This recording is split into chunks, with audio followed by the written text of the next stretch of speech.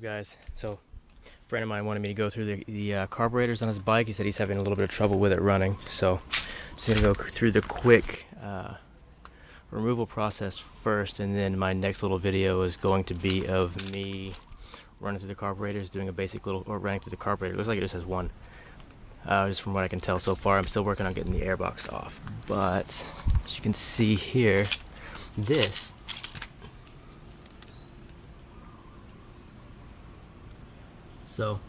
it's a VT600, so you can see right there, VT600, 2006 year model, Honda Shadow. And I've already taken this cover off. I was actually trying to see how to remove the seat, but as you can see under here, the seat is a little, I couldn't find it because there's saddlebags. I had to look it up online, but there's two screws, one on this side and one on this side, and they're 5mm hex. Everything else around this airbox, getting the airbox off, is 5mm hex or 4mm hex. And then you have screws, screw clamps. It's gonna be one here, and there's actually one up there on the air inlet. So I'm gonna have to remove both of those, and to remove both of those without scratching the tank, I've actually got to remove the tank. Otherwise, it looks like I would be able to get this this airbox off without removing the tank. But since I got to get that screw and this screw out of the way, this screw I've got to access through that hole, and that screw I've got to access there. This tank's got to come off. In order for the tank to come off, I've got to loosen this, which could be done without taking the seat off, but the seat's easy enough to take off. I just had to loosen those two screws, shift it forward, and then as you can see, these 10mm bolts with that little lock, with that little that extended washer around it, helps hold the seat down, so that helps bolt the seat in. So it is a little bit trickier when you have the seat backing on. And take this off. I'm going to set this in a safe location somewhere. This is at his place. It's not cost effective for me to tow it over to my house. Anyway, you don't have to take these two side covers off. You can leave those on. So this is a 12mm, and then it looks like I might correct myself, but it looks like once I remove this 12mm, I shift it up, and like most motorcycles, there's going to be like a hook clamp that goes around a rubber mount that's on the front of this tank. So I'm going to check that out and see. Once this is off and shifted out of the way in this safe location, then I can remove those two screws. Okay, so once I had the tank lifted up a little bit right there, it exposed these two 10mm bolts, which go in. There's also a hose on the back side that I loosened up, but these two 10mm bolts connect here to here, here to here. I just had the tank sitting up just like that, just kind of resting. Hose is still connected. I didn't disconnect anything. I just shifted it up just enough to where I can get that stuff off, get this off. Like I said, the only things that was holding this on were those two 10mm bolts. And what I said before, there's a clamp that goes down, a little access port right there.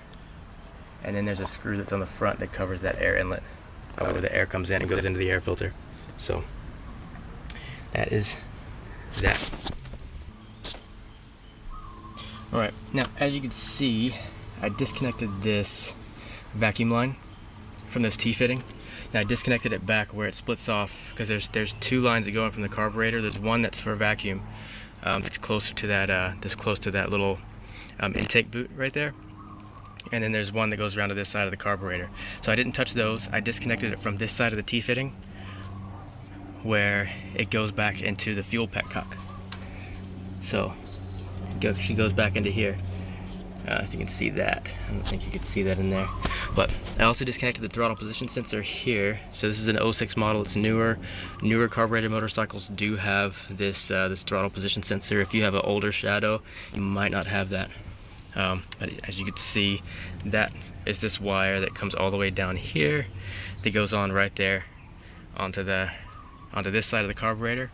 And I know it's a throttle position sensor because on the opposite side of this, you have your throttle cables. Now, loosening the throttle cables, you can see I made little marks there where the screws are with my little permanent marker.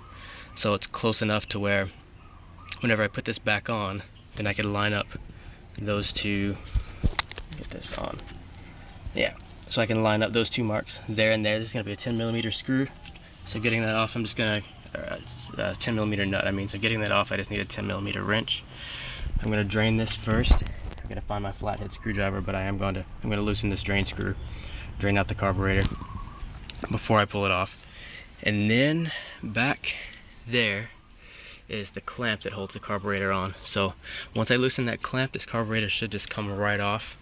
I'm going to try to keep it upright because I'm going to limit any risk that I have with getting fuel into this side where the diaphragm side is, because I do not want, there's a diaphragm underneath here that's very sensitive to fuel, carburetor cleaner, all that stuff. So I'm going to keep the gasoline away from this just by keeping it upright. So the fuel inlet on this, you can see, so the fuel comes down into this, like, it comes off of this. This isn't a shutoff valve. That is a shutoff valve, sorry. So this is the fuel shutoff valve, and I have it in the off position right now. This is the back side of it. But I'm not taking the hose off from this side. I will be taking it off from this side of the filter. Now it's a good idea, since you've gotten this far into it, to just replace your filter. They don't cost that much. You can probably buy a universal one at Napa, as long as the fittings are the same on the front and on the back. So put it on. They have reusable filters that are like it's like a copper mesh. Looks like it looks kind of like a cork, like if you were to think of like a copper cork. So they have reusable ones. You can take them out, you can clean them, and you can put them back in. Or you can just get the little cloth one that's that's inside of there. But they don't sell replacement internals for this. You'd have to buy the filter that looks like this, basically. Same inlet, same outlet.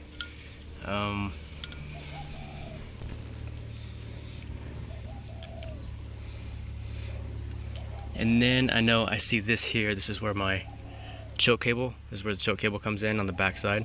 So I'm gonna have to loosen that somehow and get that out. I'm not sure exactly how that fits on yet. I might just take the choke cable off with it and slide. It looks like I can slide it through the between the V's and the engine. So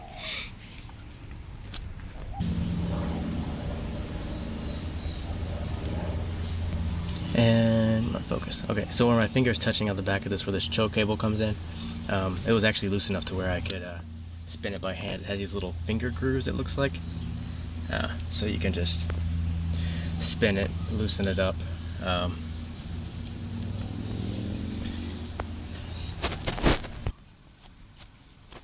Alright, and as you can see, the way the choke cable is designed, you have this little knob on the end of the cable that slides into the groove on the inside of that. So it slides in, there's like a hole on one side of the groove where it slides in. The little knob slides in and underneath, so the cable can stick up between that screwdriver side connector. Now this is the fuel line. As you can tell, there's fuel in the tank, and the tank is it's up a little bit, still on, it's still connected. But I've shut off the fuel, which doesn't really matter because there's the vacuum on off. I forget what you call it, but basically when the engine's running, the vacuum sucks down like a little diaphragm that opens up a connection so that the fuel does flow through. So when you're trying to start the engine and it's creating that suction, it opens up this passageway so that fuel can flow through. So with that said, whenever you fully clean the carburetor, there's only one. I'm used to cleaning sport bike carburetors, where there's 4 in line. When you fully clean the carburetor and you put it back together, there's going to be no fuel in it. So you will have to have like a pretty full charge, and you're going to have to start it a lot of times, let the starter spin around a lot, because you need that suction from the engine to start pulling, to allow this passageway to open up so that fuel can be pulled in and get inside of this float bowl. So I still haven't drained out the float bowl. I'm going to do that in a second. One thing to check, I guess, before you pull this all the way off, you want to make sure, like, these get stuck sometimes. This slide, so this is called a slide, and on the top of this is called a slide diaphragm up here. So it's underneath this cap. So this slide if it sits for a really long time, these will actually get stuck. So if you're having trouble with your bike starting, hopefully your jets aren't clogged. You can actually open up the if you can pull off the air filter without pulling the carburetor off, just stick your finger in here and try to break that free to where to where the whatever gunk was on it is not gunked up anymore. And if you're stuck somewhere, you got to get it home because it's been sitting at a friend's house for a long time and you want to get it home to work on it. Do that. Try to ride it home safely. Obviously, if the carburetor is not performing like it's supposed to, then you will want to clean it. Maybe pull it off at your friend's house, clean it, and then put it back on. But anyway, now that I've got this off, I've loosened this. Move this out of the way. I've loosened this 10mm throttle cable on this side. There's two. There's a send and a return throttle cable. So both of these cables go up to here. As you can see, we got two cables going up to the throttle. So you have to loosen both of them to get it off. So once you loosen the one and you slide the cable around, then you basically just turn the turn this little throttle and then you slide that knob out and do the same thing on this side. But now that I've got it free, I can actually loosen this 10mm nut on this side. And as I said, I have them marked. But once those are free, it looks like this would come off all the way because I disconnected the vacuum line, I disconnected the fuel line, and I disconnected this throttle position sensor wire. So once that's off, if you're going to leave this sitting for a while, and I also mentioned this, you can loosen it up with your finger if it's as loose as this one is. If it's not, then I think this is actually an 11mm plastic nut. I couldn't fit my my 10mm wrench on it, so I didn't have an 11 to try it out. Could have been the angle, could be that it's a 10, but this is plastic, so you want to be careful with it. Because it's plastic, it's probably not going to be very tight unless somebody worked on this and didn't know what they were doing. So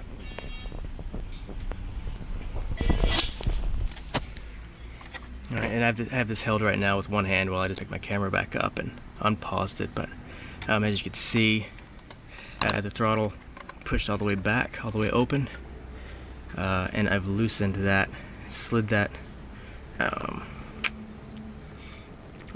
holder out of its bracket so that I can move the cable around and get it out of the throttle. So I just gotta get enough clearance to where that knob slides out from where it's sitting in that side. So you can see it's almost there. I've got to turn the camera back off to get it out. Alright, that first one's out. When the first one's out, the second one follows. Just like that. This is one hand. It's out. And then putting it back in. Obviously, this one with the one nut goes on the engine side. So now I just figured out, so these are both coolant lines. I cracked them both loose and I slid back, and as you can see, you get some green coolant that's starting to come out. The reason the coolant is going through this carburetor is it actually keeps the fuel at the warm operating temperature, because warm fuel combusts better than cold fuel. So what you want is cold air and warm fuel. So here, there's so the coolant cycles around the carburetor, around the fuel, just to warm it up. So that's that. As I'm going to use them to plug these with, and I'm going to use one of those screws that I have down there. So once I get this clamp off, I'm going to plug them with screws, and then that's it. Putting this back together is just the reverse of everything that I just did, and I made note of everything, and hopefully you marked your throttle cables. That's really the main thing. That's that. Also, I forgot to mention, I had to loosen the, oh, get out of there. There's that I'm slowly sliding through. Not carefully, you don't really have to be too careful with it. You do want to be careful with it, but that's the idle adjuster screw, the idle adjuster, main idle adjust. It's attached to that. And that just opens, that controls where the butterfly stops at for the throttle. So I had to loosen it. It's just, there's a little C, not a C clamp, but like a little C holder that doesn't clamp it. That groove just sits in a little C U-shaped thing. So that's it. Carburetor is off, and I'm gonna be careful not to get fuel everywhere, especially if you take it inside your house. Drain the fuel out first. But anyway, this is it. That's how you remove the carburetor on this is an 06 Honda Shadow VLX. I'm gonna set this back and just kind of clean up a little bit over here, just so I can take this back to my house and work on it. But anyway, thanks for watching. Like, subscribe, comment, all that good stuff, and God bless you guys.